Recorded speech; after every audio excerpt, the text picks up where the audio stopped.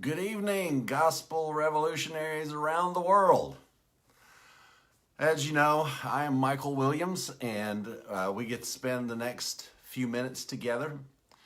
Thank you guys for being here. We've got really wonderful news to share with you. You know, it's going to be a sad day if you ever come on here and we tell you we got some bad news. Bad news happens, but not in the gospel. There is no bad news in the good news. So make sure that you know that when you're listening to someone share, quote, the gospel, the word has meant, does mean, and forever will mean good news. So if it's not good news, it's just not the gospel. So we hope that you will enjoy the good news that we're going to share with you tonight. I want to go back to a section of teaching out of the book of Galatians that just constantly represents itself to all of us. And it's quite astounding, actually, when you take in the full scope of what is being said, who it's being said to, and who it's being said by. So that's going to be our focus here, is who this is being said to and who it's being said by. And then we're going to read exactly what is said. It really is quite amazing. The one reason I wanted to go here is because last week on Tuesday night, I didn't really get into very much of text, and I was just kind of went into this thing of just an emotional appeal that Christ did way more than what we think that he did. And to consider the possibility that Christ has done so much more than we possibly could consider. Thank you guys for joining us. I already see your names lining up here. Thank you for being here from Canada, Alabama. We got folks from all over the place. So we're going to go into Galatians in this few minutes that I have with you tonight. I think we can cover it in a short period of time.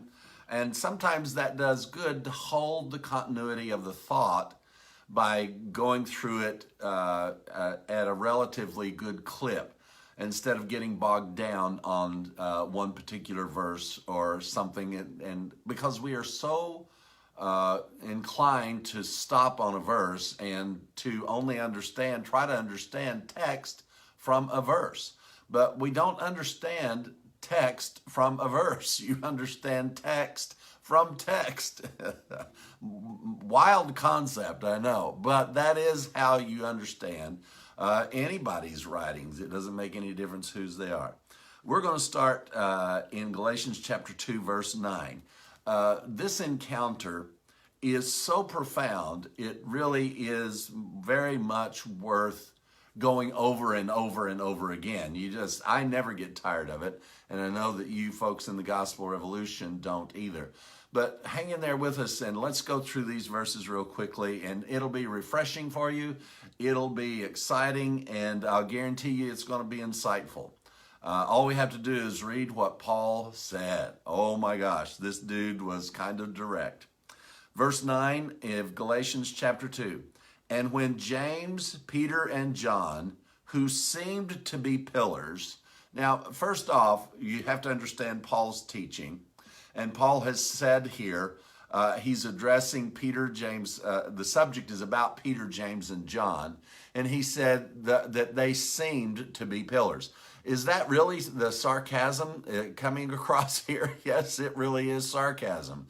Because Paul taught in what was called a dialectic form, and dialectic always carries sarcasm with it. It is how, when you teach dialectically, sarcasm is always a part of that. It's one of the ways to get the point across. So here Paul starts out and he says, and when James, Peter, and John, who seemed to be pillars or leaders in the church, perceived the grace that was given unto me, they gave to me and Barnabas the right hand of fellowship, that we should go unto the heathen, and they unto the circumcision. Now, this sounds like a very amiable thing that happened, but once you read the story in context, you find out it really is not quite that hunky-dory. Now, the other thing you have to know is that Paul struck an agreement here for the sake of peaceful coexistence with the disciples, and that is that they would go to the Jews and he would go to the Gentiles. Now, when God first called Paul, that was not so. So don't get stuck that God sent Paul to the Gentiles and God sent Peter, James, and John to the Jews. That's not true. When God called Paul, that's recorded in the book of Acts, and he said very clearly that he was going to send Paul to the people that he was calling him out of. Paul was a Jew. And God said, regardless of this patchwork agreement here to bring peace between the two parties, Peter, James, and John, and Paul, and Barnabas, and all the ones that were with Paul, and especially Apollos, as you know. This was a handshake agreement that said, okay, you stay in your territory, we'll stay in ours, because we already know from all of the accounts in Acts that these guys were crossing paths and it was never good. They never had a good encounter. And this one was not left out of that category of this was not really a good encounter. He says that we agreed that we would go to the heathen and they would go to the circumcision. Only they would that we should remember the poor, the same which I was always forward to do. Now, Paul is saying, now they're sending us off here, but they're saying, oh, just please remember the poor. Paul's saying, I've always done that, dudes. Come on. If you're gonna instruct somebody to do something, instruct them to do something they haven't done. Don't instruct them to do something they have done. It's kind of a way of insulting somebody, don't you think? If somebody tells you, you really ought, see, Chris Myers is signed on with us, and Stephen. If you guys are on time for work every day, right? What if somebody said to you, now, Chris, Stephen, I just, really, really try to be on time for work. Would that be something that you would find was actually being said to you that was a favorable comment? Since you're already always on time, you would know it was a backhanded statement. And this too, I believe, is a backhanded statement from them to Paul. And it says in verse 11, Paul is writing here, but when Peter came to Antioch, I withstood him to the face because he was to be blamed. Now, for all of you guys that have a hard time saying that Peter, James, and John and Paul disagreed, you're going to have to find someplace else to hang your hat. Because this is not only the disagreement, this is the statement of the people involved and the fact that they disagreed and the fact they had to go their separate ways just to keep the peace. This was not a smooth relationship, to say the least, that was transpiring between Paul and the other apostles. He says, I withstood him to the face. Now think of this.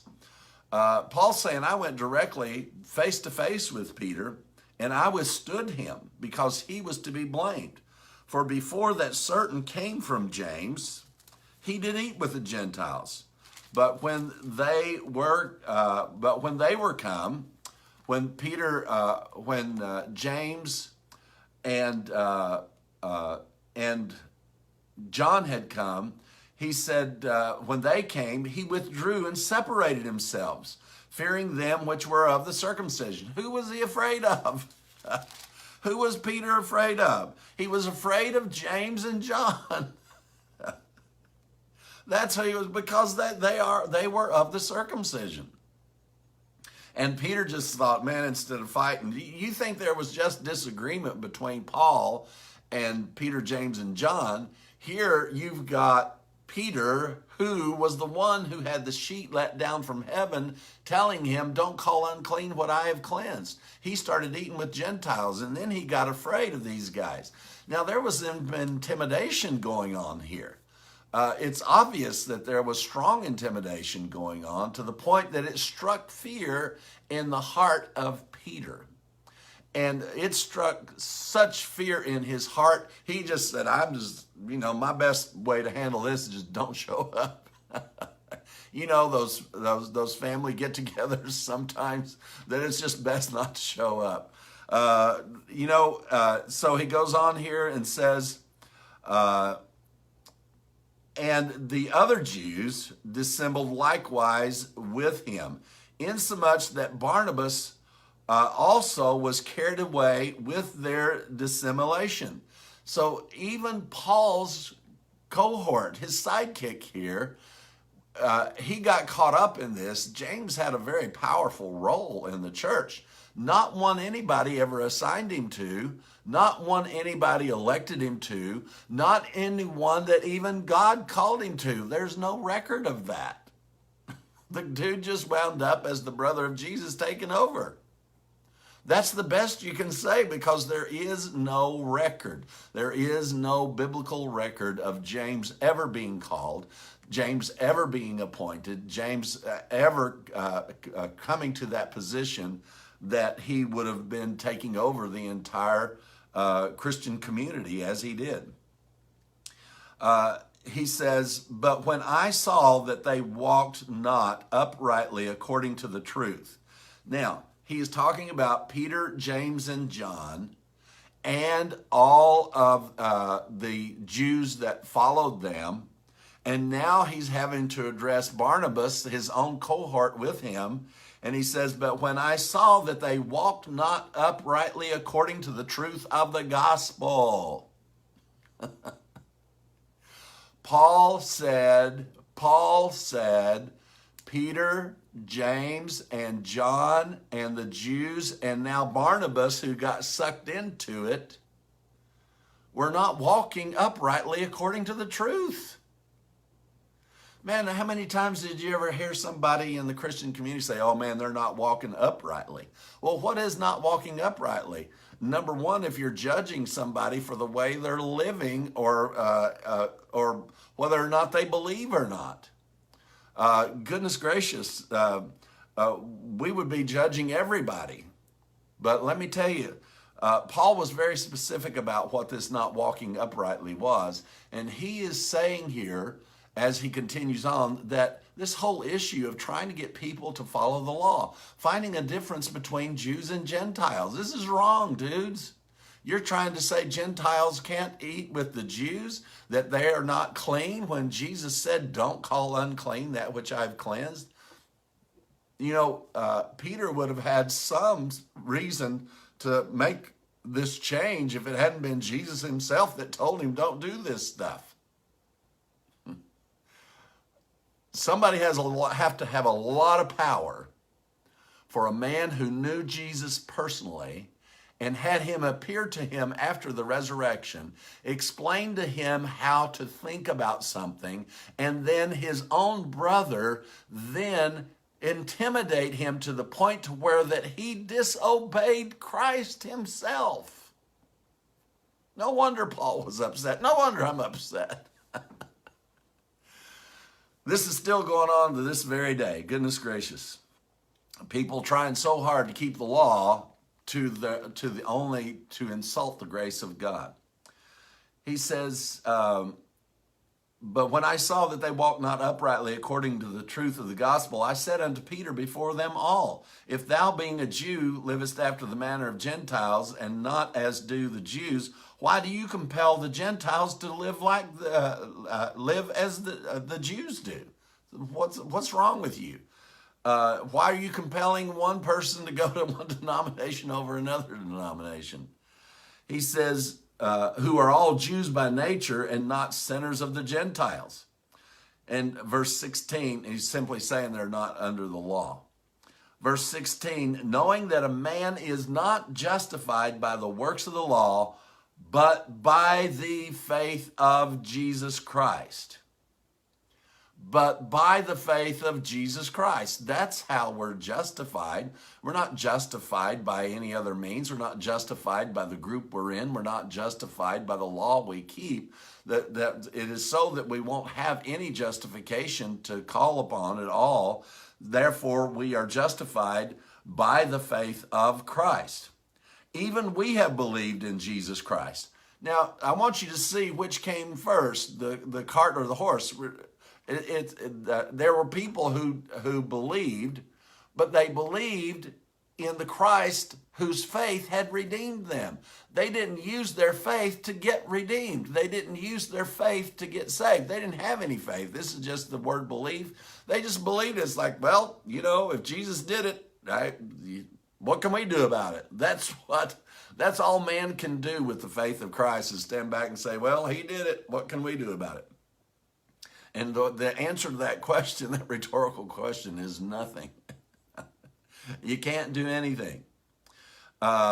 He says that we might be justified by the faith of Christ. Once again, asserting this is all by the faith of Christ and not by the works of the law. For by the works of the law shall no flesh be justified. Now, he then goes into this scenario of possibility. He says, but if while we seek to be justified by Christ, while I'm turning to Christ, claiming justification, we ourselves also are found sinners, is therefore Christ the minister of sin? God forbid. Paul said, just because you think you're a sinner doesn't mean you are. How could you, even though he says, I get it, guys. With these guys preaching to you, I understand why you think you're a sinner. I know you think you're a sinner. I know you're a sinner between your ears. But does that mean Jesus failed? Does that mean the faith of God failed? Did that mean the faith of Christ failed? Not at all. In verse 18, for if I build again the things which are destroyed, I make myself a transgressor. You see, you're a transgressor between your ears, and that's the only place you can become a transgressor. The entire Christian world are transgressors only between their ears, because there is no transgression between God and man. You say, oh, Mike, prove that. All I got to do is keep reading. Verse 19, for I through the law am dead to the law that I might live unto God. You want to live unto God? You got to be dead to the law. Or you're going to be seeking a way to live unto God.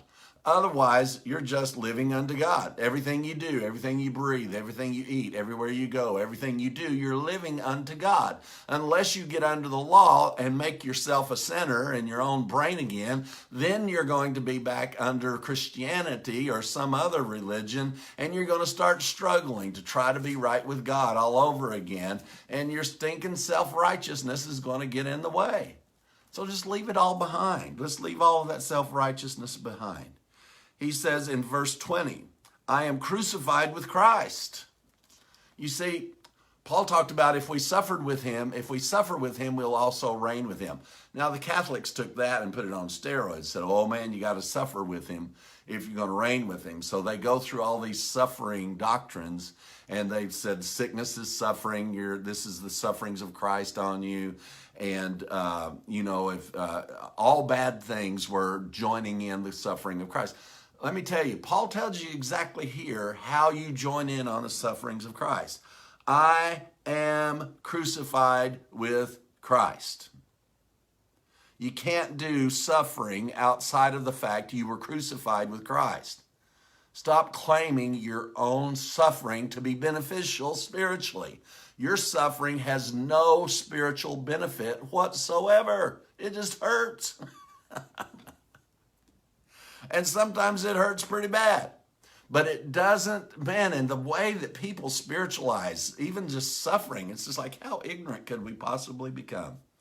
I am crucified with Christ, nevertheless I live, yet not I, but Christ liveth in me. And the life which I now live in the flesh, not in the spirit. He said, the life I live in the flesh, I live by the faith of the Son. How many times does he have to say it? And let me tell you, no matter how many people try to tell you of means in, Of means of. And most of the places it says in, it means of. That's just what the text has to say. He says, by the faith of the Son of God, who loved me and gave himself for me. Then verse 21, which I hope that all of us will take heed to. I do not frustrate the grace of God. Are you frustrating the grace of God? If you've become a sinner between your ears again, that's frustrating the grace of God. If you say that you are a sinner or that you're righteous, either one, by anything you do or do not do, that's a frustration to the grace of God. For if righteousness come by the law, then Christ is dead in vain. So, when you go to church this Sunday, as they tell you what you got to do to be right with God, just know the one thing that you're listening to, the things that you can do and can't do and go to heaven, be right with God, whatever phrases they put it in. Just know that that preacher is frustrating the grace of God, and he should be rebuked to his face because he is not walking uprightly according to the truth. Because the truth that Paul presented and even rebuked Peter, James, and John for was thinking that any work at all would acquire support or help navigate the righteousness of God and the justification of Christ. You've been justified. You're without sin. Why not let that settle in between your ears and find out what peace is? You see, this is the big difference. This is the big difference between Paul and all the other writers of the New Testament other than Apollos. Apollos built on his work and wrote the book of Hebrews. And man, I'm telling you, if you want to find out what the opposite to what Paul taught was, read Peter, James, and John. You're going to find out the very opposite. We love you. We'll see you next week.